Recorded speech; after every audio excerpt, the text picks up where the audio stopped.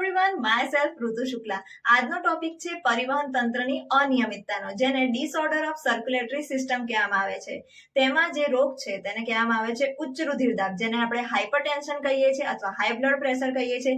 રુધિર પોતાના સામાન્ય દબાણ કરતા વધુ દબાણે અને વધુ વહન પામે ત્યારે આ પ્રકારની ખામી જોવા મળતી હોય છે.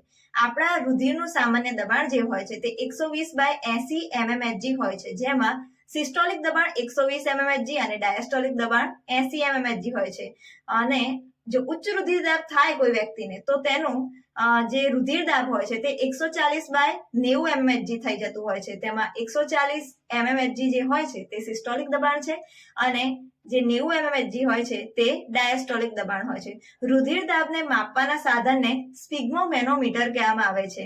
ઉચ્ચ રુધિરદાબના કિસ્સામાં વ્યક્તિના હૃદય, મૂત્રપિંડ અને મગજ જેવા મહત્વના અંગોને પણ નુકસાન થતું હોય છે. મારી ચેનલને લાઇક, શેર અને સબસ્ક્રાઇબ કરવાનું ભૂલતા નહીં. Thank you.